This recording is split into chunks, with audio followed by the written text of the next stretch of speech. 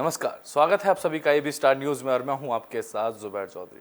वक्त तो चला है हमारी देवभूमि का, जहां सबसे पहले बात नैनीताल में मुख्यमंत्री पुष्कर सिंह धामी ने गोलजू संदेश यात्रा के समापन कार्यक्रम में शामिल हुए। आपको बता दें कि मुख्यमंत्री पुष्कर सिंह धामी घोड़ाखाल के आयोजित श्री गोलजू संदेश यात्रा के समापन कार्यक्रम में शामिल हुए। उन्होंने पूजा अर्चना करते हुए गोलजू महाराज के प्रदेशवासियों की खुशहाली के लिए प्रार्थना की। साथ ही सीएम धामी ने गोलजू महाराज मंदिर में प्रार्थना की और भक्तों के साथ प्रसाद ग्रहण किया।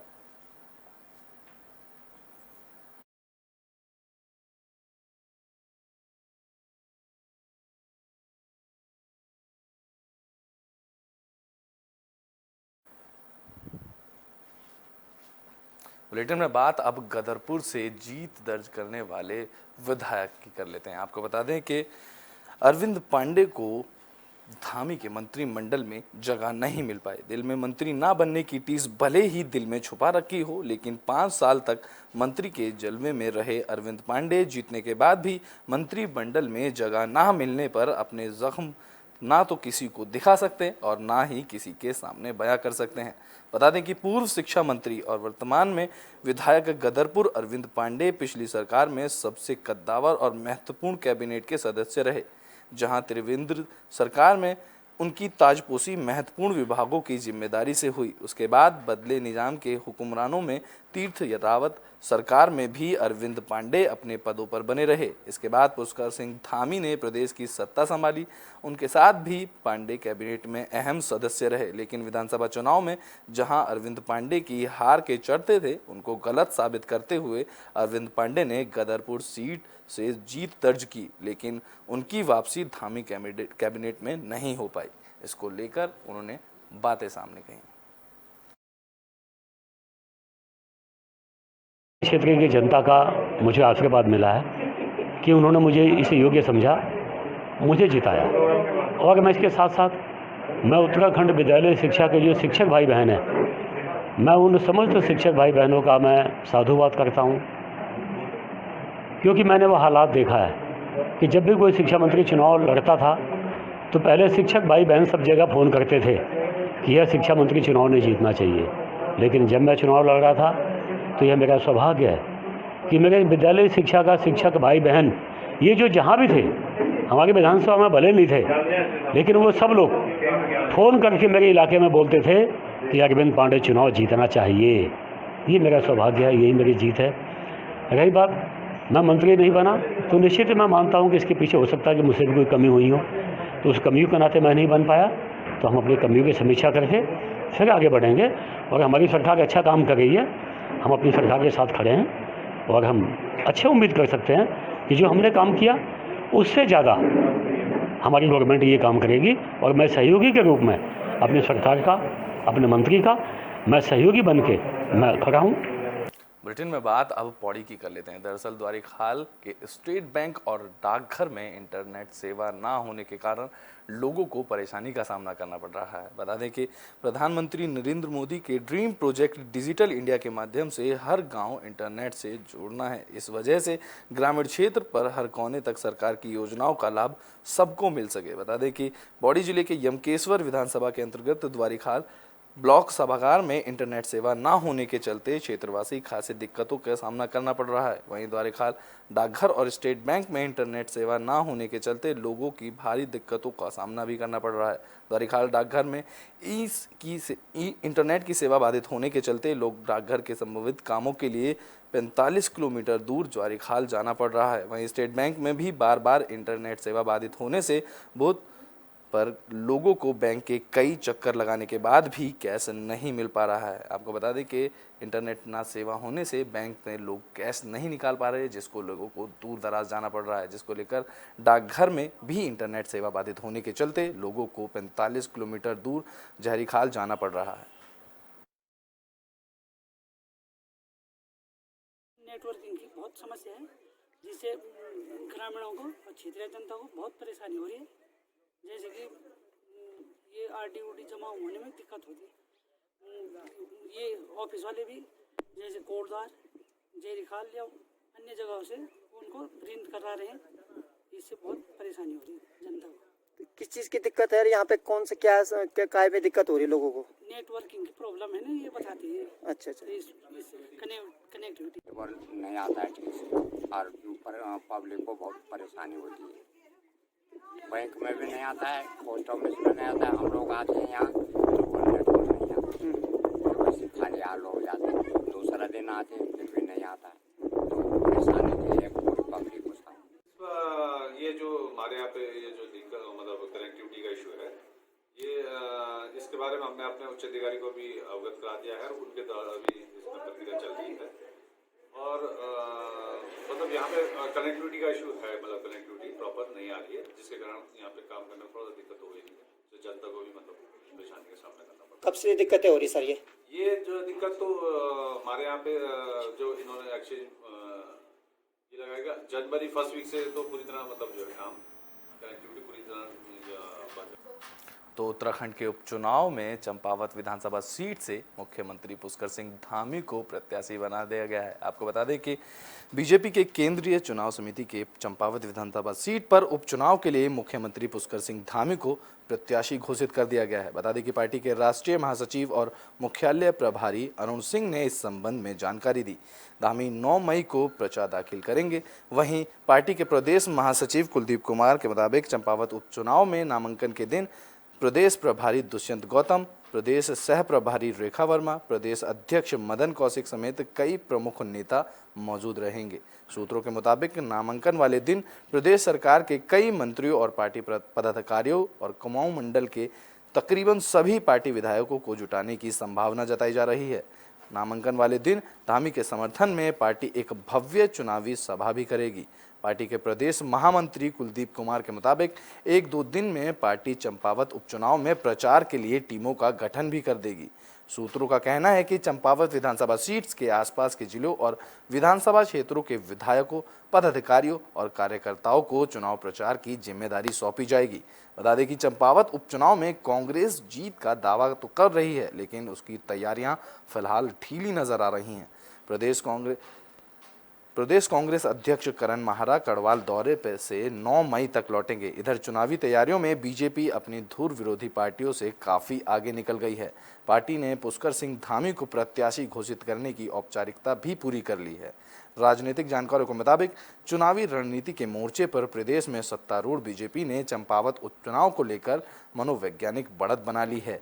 इसके विपरीत कांग्रेस और उसके उप नेता उपचुनाव को लेकर उतने उत्साहित दिखाई नहीं दे रहे हैं।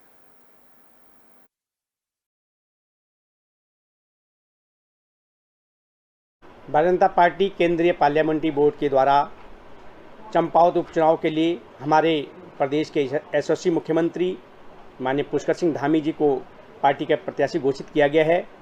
और जिस प्रकार से हमने पूरे प्रदेश के अंदर माननीय पुष्कर सिंह धामी जी के नेतृत्व में एक बहुत बड़ी जीत हासिल करके सरकार बनाई है, उसी प्रकार से चंपावत उपचुनाव में भारतीय जनता पार्टी की ऐतिहासिक जीत होने जा रही है और सामने कोई प्रत्याशी टिकता दिख नहीं रहा है। काशीपुर में पॉलिटेक्निक कॉलेज में रोजगार के कार्यक्रम का आयोजन किया गया। इसमें 38 कंपनियों के 1100 बच्चों को प्लेसमेंट किया गया। रोजगार मेले के माध्यम से बेरोजगार युवाओं को रोजगार से जोड़ने के लिए सेवायोजन विभाग के माध्यम से काशीपुर के पॉलिटेक्निक कॉलेज में रोजगार मेले का आयोजन किया गया, जहां 38 कंपनियों ने 1100 बच्चों को प्लेसमेंट किया जा रहा है। यही नहीं, इससे पहले 1500 बच्चों का कैंपस में ही प्लेसमेंट कर दिया गया, जबकि इस साल सबसे अधिक 65% प्लेसमेंट किया गया है। मेले का शुभारंभ करते हुए जिलाधिकारी युगल किशोर पंत ने कहा कि पॉलिटेक्निक के छात्रों को इस बार वीरता के आधार पर रोजगार देने का प्रयास किया गया है। प्रदेश के युवाओं को रोजगार के बेहतर अवसर मिले, इसके लिए सेवायोजन विभाग के माध्यम से कंपनियों से ज़्यादा रोजगार प्रदेश के युवाओं को देने का प्रयास किया जा रहा है। वहीं 2 साल के कोरोना काल के बाद बेरोजगारों की लंबी कतार है, जिसको देखते हुए रोजगार मेले के माध्यम से युवाओं को रोजगार देने का प्रयास लगातार किया जा रहा है।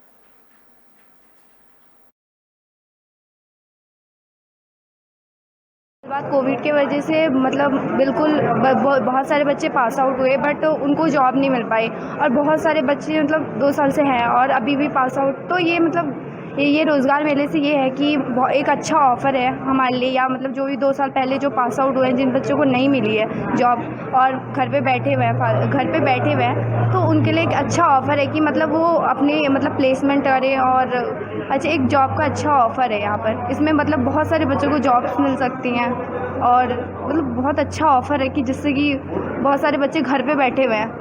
अब इतनी पढ़ाई करने का और घर पे बैठना भी अच्छा नहीं लगता, तो ये एक अच्छा ऑफ़र है। सर मैं यहाँ हूँ computer science engineering final year का छात्र हूँ मैं भी यहाँ। सर मतलब मेरा भी जब यहाँ स्टार्ट हुआ था, हमारा भी सेमेस्टर तो ऐसे लॉकडाउन में निकले हैं। अब हमारे जो सीनियर हैं वो लोग पास आउट हो गए, अब कुछ हैं कि बीटेक के लिए आगे जा रहे हैं, लेकिन कई लोग हैं कि फाइनेंशियल प्रॉब्लम के कारण नहीं जा पा रहे हैं आगे पढ़ाई के लिए। अब उनको तो है कि रोज़गार मिले, 2 साल से कंपनियाँ नहीं आ रही हैं, अब इस बार आ रही हैं, बहुत सारी कंपनियाँ हैं, तो बहुत अच्छी अपॉर्चुनिटी है उनके लिए भी, ताकि अब एक स्टार्ट तो कहीं ना कहीं से करना ही है, उनको एक ऑफ़र है अच्छा। ये जो रोज़गार मेला मंडलीय आयोजन किया जा रहा है, इसमें करीबन 30 से अधिक इंस्टीट्यूट्स के 1100 बच्चे पार्टिसिपेट कर रहे हैं। करीबन 38 कंपनियां प्लेसमेंट के लिए आई हैं, और अभी तक पॉलिटेक्निक के भी जो भी छात्र जो फाइनल ईयर में हैं उनका 45% प्लेसमेंट हो चुका है। और इस मेले को अगर हम मिलाएं और हम मार्केट ट्रेंड देखें तो इस बार प्लेसमेंट करीबन 60% प्लस क्रॉस करने की तो देश भर में कोरोना के मामलों में लगातार इजाफा देखने को मिल रहा है, तो वहीं उत्तराखंड में स्कूली छात्रों को भी कोरोना संक्रमित होने का डर सता रहा है। उत्तराखंड के स्कूली छात्र लगातार कोरोना संक्रमित हो रहे हैं, जिसके लेकर शिक्षा विभाग के आला अधिकारी बसीधर तिवारी भी चिंतित दिखाई दे रहे हैं। उन्होंने विद्यालय के शिक्षा एक बार फिर से सभी निजी स्कूलों के साथ ही सरकारी स्कूलों के अधिकारियों को दिशा निर्देश जारी किए हैं। उन्होंने कहा है कि सभी स्कूलों को चेक किया जा रहा है और स्कूलों में सैनिटाइजर की व्यवस्था को मौजूद किया जा रहा है। सभी कोरोना के नियमों का पालन करने के स्कूलों को निर्देश दिए गए हैं।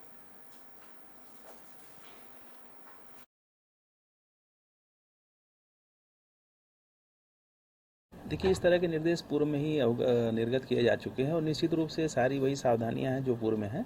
इसमें जो सावधानी है वही बचाव है, उसमें मास्क लगाना, सुरक्षित दूरी रखना और हाथ को बार बार धुलते रहना। तो इस तरह के निर्देश हम लोगों ने दिए हैं कि कोविड की जो भी गाइडलाइन है उसका अनुपालन सभी लोग सुनिश्चित करेंगे। लेकिन सर कई स्कूलों में इसका अनुपालन नहीं हो पा रहा है, उन पर किस तरीके की कार्रवाई होगी? देखिए, हमने दोबारा फिर सबको भेजा है कि आप इसको करिए, चूँकि स्कूल में तो हालांकि हमारा क्या है कि सैनिटाइजर उन्होंने रखा है कि नहीं, हैंड वॉश की उन्होंने व्यवस्था बनाई है कि नहीं, बच्चे मास्क लगा के आ रहे हैं कि नहीं, वो चेक करना है। लेकिन इसमें स्कूल से बाहर भी बच्चे को या गार्जियन को उस तरह के अपने व्यवहार में जो कोविड अनुरूप व्यवहार है उसका अनुपालन करना है, तभी हम सुरक्षित रहें। देहरादून में सैनिक कल्याण मंत्री गणेश जोशी ने सैनिक धाम जाकर स्थिति का जायजा लिया और सभी अधिकारियों के साथ बैठक की। बता दें कि देहरादून में बने सैन्य धाम को समय पर तैयार करने के लिए सैनिक कल्याण मंत्री गणेश जोशी ने अधिकारियों के साथ लगातार बैठक कर रहे हैं। बता दें कि सैनिक कल्याण मंत्री ने सैन्य धाम के निर्माण को गति देने के लिए अपने कैंप कार्यालय में सैनिक कल्याण विभाग के सचिव, अपर सचिव, जिला प्रशासन और अधिकारियों के साथ बैठक कर कई दिशा निर्देश दिए। इस दौरान बीते 28 से 29 अप्रैल को उत्तर भारत के 3 प्रमुख युद्ध स्मारकों का अध्ययन कर लौटी टीम ने अपना प्रेजेंटेशन पेश किया। इस दौरान गणेश जोशी ने कहा कि सैन्य धाम के निर्माण को 2023 के अंत तक पूरा कर लिया जाएगा। तो वहीं मंत्री जोशी ने कहा कि सैन्य धाम जाकर सभी स्थितियों का जायजा लिया और सभी दिशा निर्देश दिए, जल्द से जल्द काम करने के निर्देश अधिकारियों को दिए।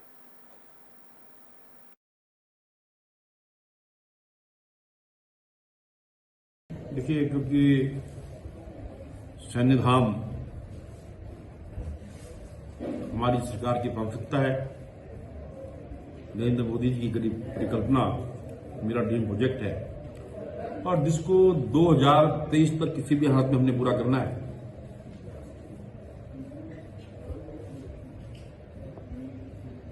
उसके लिए मैंने आज एक मीटिंग रिव्यू करने के लिए आज अपने कैंप कार्यालय पर आहूत की थी, जिसमें हमारे सचिव सैनिक कल्याण, अपर सचिव, हमारे डायरेक्टर, डीएम व कार्यदायी संस्था के सारे अधिकारी मौजूद थे। क्योंकि अभी एक टीम हमने पूरे देश में सैन्य धामों का अध्ययन करने के लिए भेजी थी कि जहां जहां पर सैन्य स्मारक है, और उसका अध्ययन करने के बाद सबसे बेहतरीन हम बनाना चाह रहे हैं। उन्होंने अपनी ड्राइंग प्रस्तुत की है, सब चीज़ों का समावेश करते हुए एक विशाल सैन्य धाम 2023 तक हम पूरा करेंगे। और आज मैंने इनको निश्चित किया है, क्योंकि जिस भावना से, जिस भाव से हम सैन्य धाम को बना रहे हैं, जिस प्रकार लोग बद्रीनाथ, गंगोत्री, यमुनोत्री, केदारनाथ को देखने के लिए आते हैं, इस सैन्य धाम को बनने के बाद लोग इसको भी देखने भारी संख्या में यहाँ पर आएंगे। उत्तराखंड में कांग्रेस की मुश्किलें कम होने का नाम ही नहीं ले रही। आपको बता दें कि प्रदेश उपाध्यक्ष ने अब कांग्रेस पार्टी छोड़ दी है। उत्तराखंड में कांग्रेस को एक बड़ा झटका लगा है। बता दें कि कांग्रेस के वरिष्ठ नेता और निवर्तमान प्रदेश उपाध्यक्ष जोत सिंह बिष्ट ने कांग्रेस से रिश्ता खत्म कर लिया है। दरअसल बिष्ट ने विधानसभा चुनाव के दौरान पार्टी के ही कुछ नेताओं पर भीतरघात करने का आरोप लगाया था।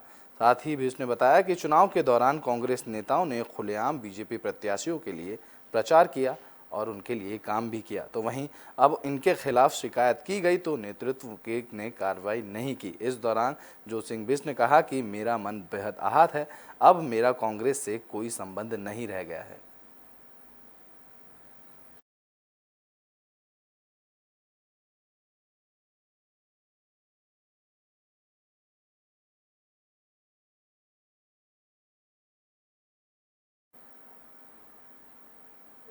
ब्रिटेन में बात अब हल्द्वानी की कर लेते हैं। दरअसल राशन कार्ड में गड़बड़ी करने वालों को अब छोड़ा नहीं जाएगा। बता दें कि हल्द्वानी में सर्किट हाउस कार्ड गोदाम में खाद्य आपूर्ति, खेल और युवा कल्याण मंत्री रेखा आर्या ने बैठक की।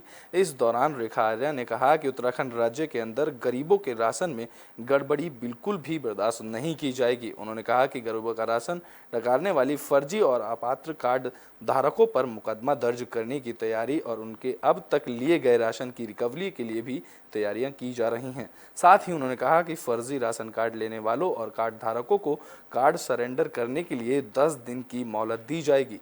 कार्ड धारकों पर शिकंजा कसने के लिए एक टोल फ्री नंबर भी जारी किया जाएगा, जिस पर अपात्र कार्ड धारकों के खिलाफ शिकायत की जा सकती है। इसकी सूचना विभाग गोपनीय रखेगी।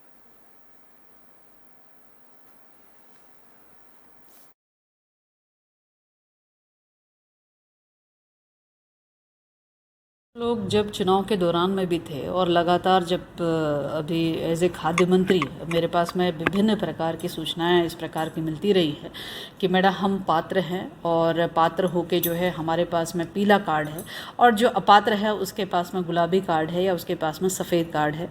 तो इस प्रकार का शिकायतों की मेरे पास में भरमार है और क्षेत्र भ्रमण में भी स्वाभाविक रूप से जो है इस प्रकार से हमें बार बार रूबरू होना पड़ता है कि प्रधान जी ने हमारा कार्ड जो है वो पीला बना दिया या हमारा APL बना दिया हमारे को, जबकि हम BPL थे। तो ऐसे लोगों की समस्याओं को सुनते हुए जब हम ये कहते थे कि आप बैठकों में इसको लेकर अपनी आवाज़ उठाइए, तो लोग एक दूसरे का बुरा न बनने की सोचते हुए उसमें पर्टिकुलर व्यक्ति का नाम नहीं खोलते थे और वो कह सकती हूँ कि वो अपात्र पर लगातार वो कार्ड बना रहता था और पात्र चिल्लाता रहता था।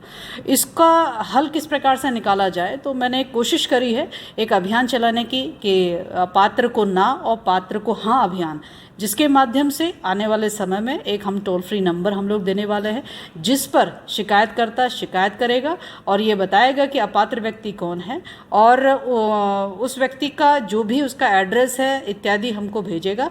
विभाग उसका परीक्षण करेगा और परीक्षण करने के बाद में यदि उसकी बात सही पाई गई तो निश्चित रूप से उसका कार्ड जो है निरस्त किया जाएगा और पात्र व्यक्ति का कार्ड बनाया जाएगा। और इसके साथ साथ में 31 मई तक का हमने समय दिया है कि लोग स्वयं ही, अपात्र व्यक्ति स्वयं ही जो है कार्ड को सरेंडर कर दे। अन्यथा यदि वो समय के बाद में सरेंडर करेगा तो निश्चित रूप से उसके विरुद्ध खाद्य अधिनियम के तहत में FIR दर्ज करने से लेकर और गरीब व्यक्ति का राशन जितने समय तक उसने खाया होगा वो सब वसूलने का काम हम बाकायदा करेंगे। तो इसलिए जो है एक ये आगाह भी है और ये संदेश है कि गरीब का अन्न जो है एक अपात्र व्यक्ति नहीं खा सकता। सरकार गरीब के साथ खड़ी है और जिसका अधिकार है, गरीब का अन्न का अधिकार जो है हम किसी को छीनने नहीं देंगे, उसको हम जो है सुनिश्चित करने वाले हैं। और निश्चित रूप से जो व्यक्ति शिकायत करेगा उसका नाम कहीं पे भी उजागर नहीं होगा।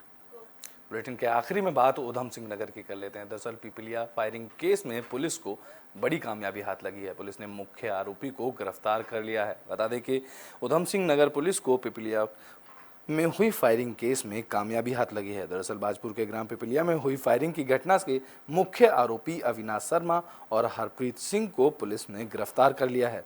पुलिस इस मामले में अभी तक 9 लोगों को गिरफ्तार कर चुकी है। पुलिस ने घटना में प्रयोग किए 3 वाहन और 4 हथियार भी बरामद किए हैं। आपको बता दें कि पैसों की लेनदेन को लेकर 26 अप्रैल को ग्राम पिपलिया में अविनाश शर्मा और उनके साथियों ने नेत्रपाल शर्मा के घर पर जाकर फायरिंग की थी।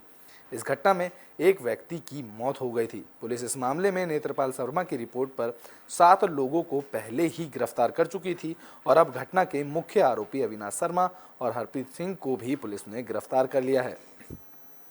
पुलिस अभी तक इस मामले में 9 अभियुक्तों को गिरफ्तार कर चुकी है। इस दौरान एसएसपी मंजुनाथ टीसी का कहना है कि मामले की जांच चल रही है और जल्द ही दूसरे पक्ष के खिलाफ भी कार्रवाई की जाएगी।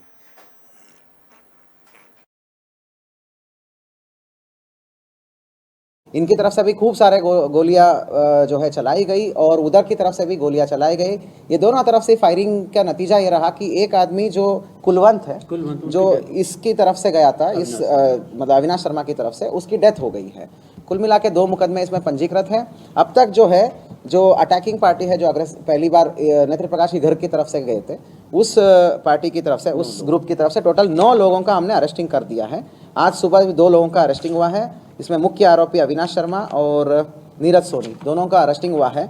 अब तक जो है 3 वाहन जो घटना में प्रयुक्त है, फुटेज के आधार पर जो है 3 वाहन प्रयुक्त हुए दिख रहे थे फुटेज में, वो तीनों वाहन पुलिस के द्वारा बरामद हो चुका है। काले रंग का एक्सयूवी, काले रंग का फॉर्च्यूनर और काले रंग का स्कॉर्पियो, और उसके बाद 4 वेपन्स बरामद हो चुका है। पैसे की लेनदेन को लेकर 26 अप्रैल को पिपलिया में फायरिंग हुई। इस फायरिंग में एक लोग की मौत हुई। अब पुलिस ने इस केस में मुख्य आरोपी को गिरफ्तार कर लिया है। हमारी देवभूमि में अभी के लिए बस इतना ही। देश और दुनिया की तमाम खबरों के लिए देखते रहें एबी स्टार न्यूज़।